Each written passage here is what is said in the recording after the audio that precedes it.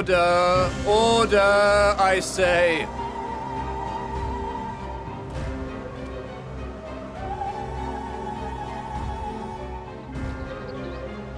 I thank you all for gathering here on such short notice.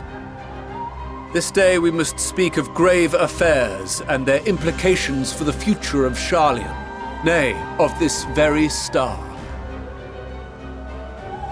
Said affairs concern all citizens, and so we have called for a public assembly.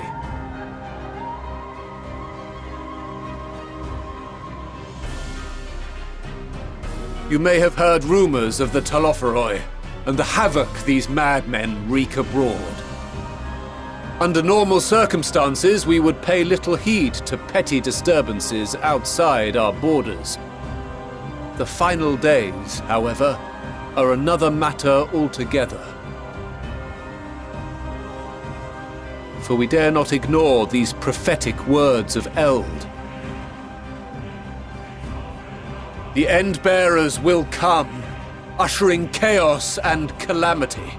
The final days descend and devour the very star.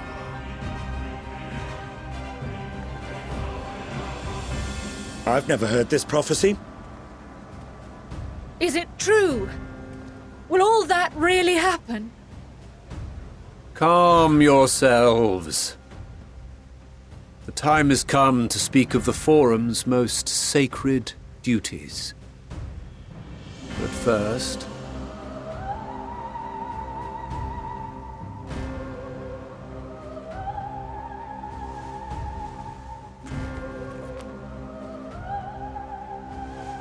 Give voice to the voiceless. Let bindings be unbound. By unanimous decree, I declare the enchantment broken.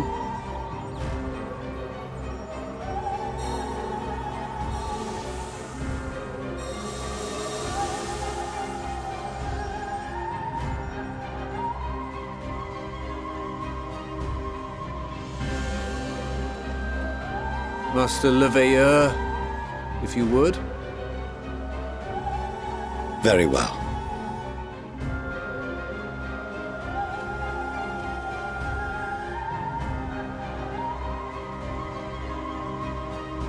"270 years ago, our forebears began an expedition in the Dravanian hinterlands, in search of a route to access the ethereal sea. This much is public knowledge. Their findings, however, would become the Forum's most closely guarded secret. What those researchers discovered in the hinterlands was not a passage unto the ethereal sea, but the very heart of our star, and Hydaelyn herself.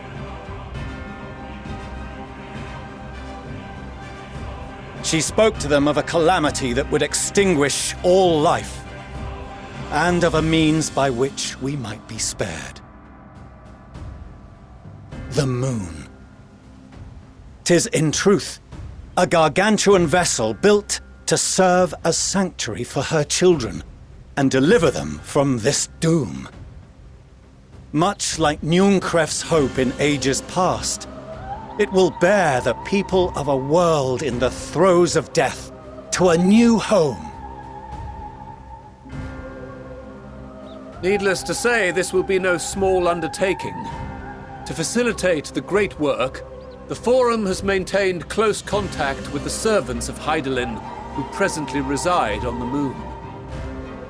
Convinced that the foretold end was all but inevitable, we began amassing a wealth of knowledge, not merely for the betterment of our nation, but in preparation for the journey to come.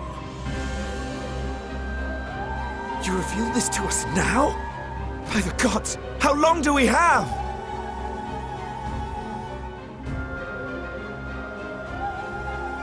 While we cannot say with certainty, we believe the hour to be nigh.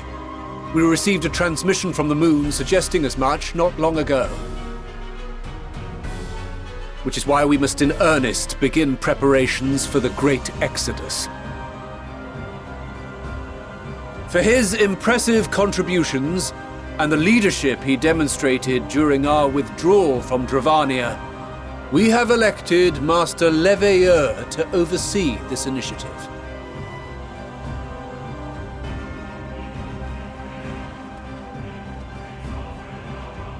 Fellow scribes and scholars, my countrymen, we face a threat of unprecedented scale.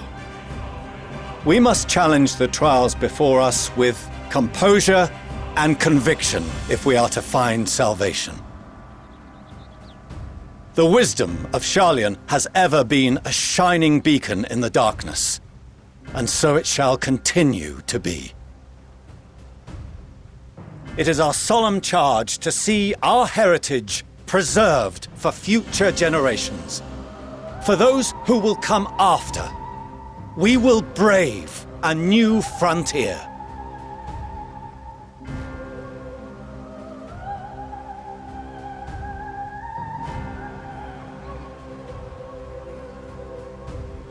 Administrative edicts will be relayed to all major institutions ere long. In the meantime, carry on with your duties.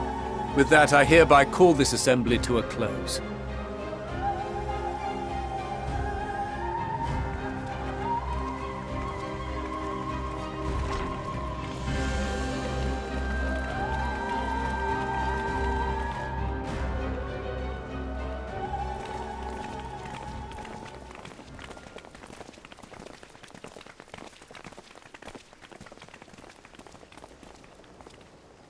Do you remember what Mother told us when we visited home?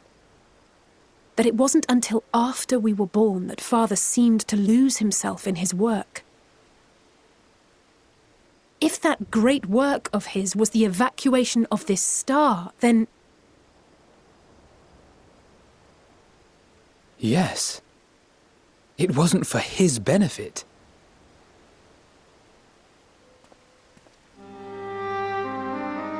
Would you mind waiting here a moment? I wish to speak with Father before we leave.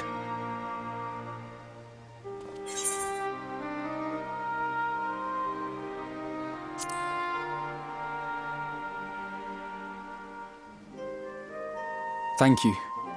I shan't be long. If it's all the same to you, I have a few choice words to share with Father as well.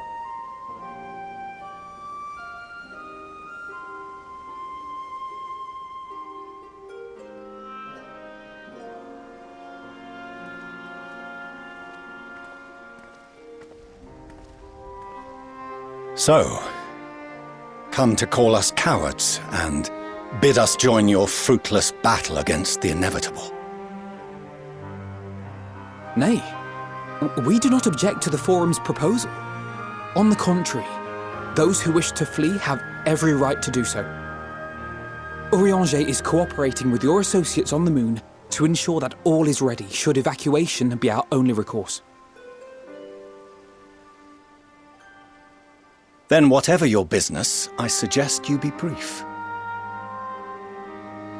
Though we cannot boast the boundless wisdom of Charlian, we have first-hand knowledge of foreign cultures and have conversed with no small number of peoples.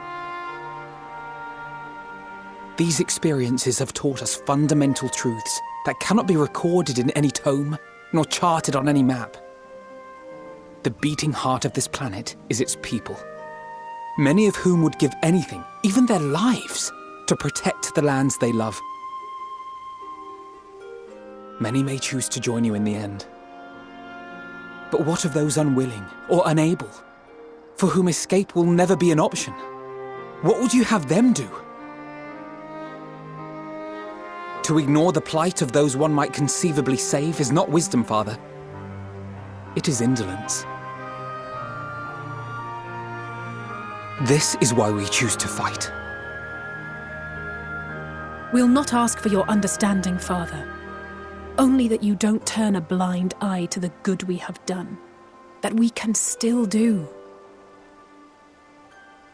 We're not children in need of protection. Hold fast to your principles and let the world burn if it please.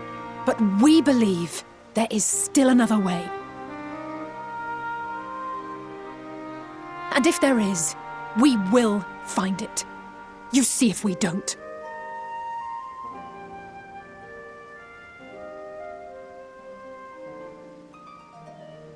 Do as you will.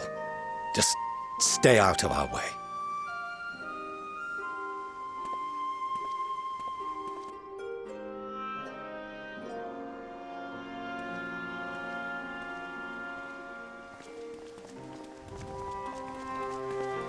Were he not so consumed with self-righteousness, he might tell you how proud he is of you both. Bold words call for bold action, and there'll be no turning to your father should plans go awry. As if I ever would. So long as there are those who wish to stay and fight for this star, we have to do what we can to help them.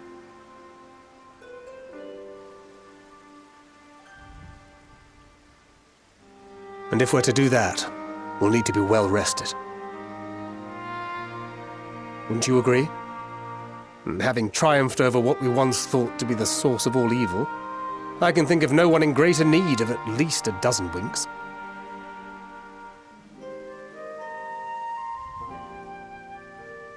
Shall we then? To the Annex. To prepare for tomorrow.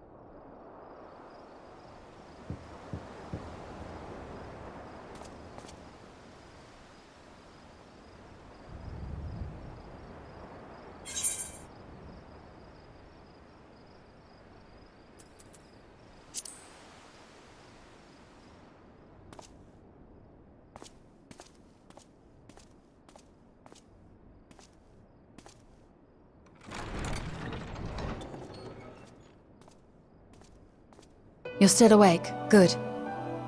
Might I trouble you to stand still for a moment?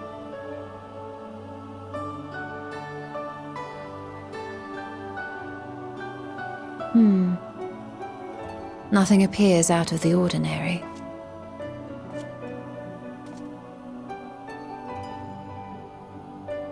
A precautionary measure. You will recall that serving as a vessel for abundant light in the First very nearly ended poorly. In your recent battle on the Moon, you were almost certainly exposed to similar, if not greater, forces. Fortunately, from what I can see, you and your ether are none the worse for wear. Would that Reen were here to confirm my assessment. To think you actually found yourself in a direct confrontation with Zodiark. As if Xenos gallivanting about in your body was not misfortune enough. Did you so grossly offend every single deity in a past life that they saw fit to place a curse upon your soul?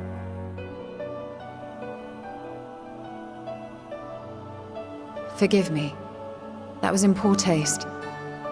I recall vividly how battered and broken it was in the depths of Amarant. Would that you could have seen it with your own eyes.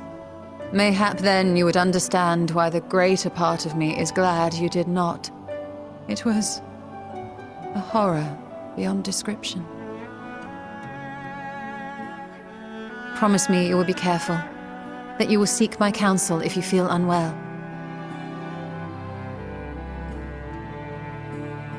That puts my heart at ease, if only a touch. I suspect it will grow colder as the night wears on, so do be sure to stay warm.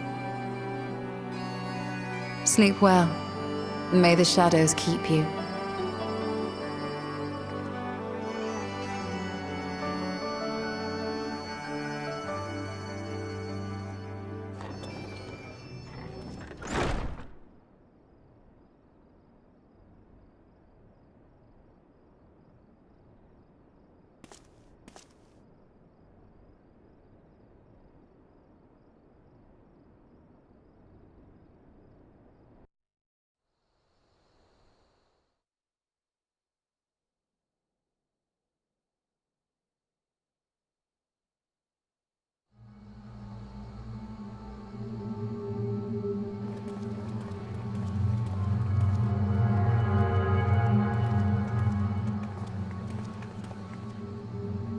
Thank the gods that tower is gone. The sight of it was enough to make me sick. Thank the Ilsebar contingent, more like. Word is, they fought their way into Garlemald and toppled the bloody thing themselves. Not just the one, neither. All the towers have up and vanished. Aye, I heard the same. Commander Aldin and his troops helped keep casualties to a minimum, too.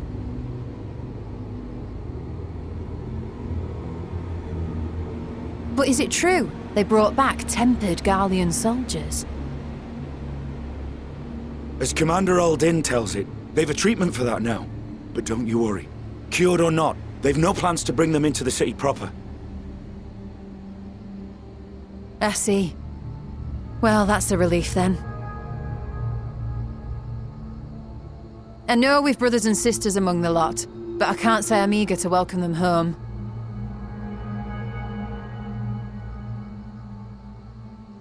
Wanted to think about it for a while yet. They're to be looked after in Alagana for the time being.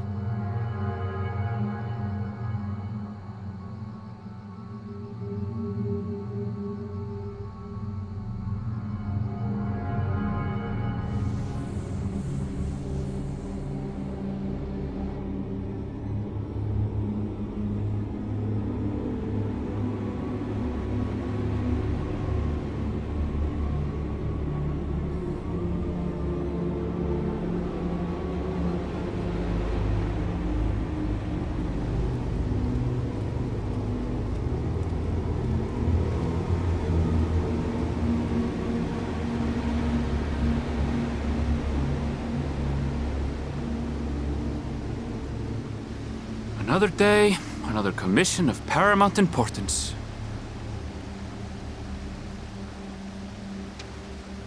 Well, what have we here?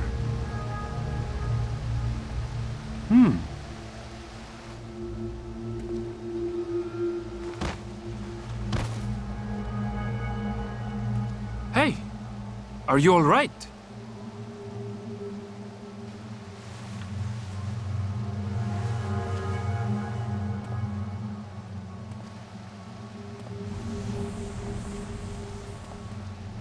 Was that? No. The shadows play tricks, nothing more.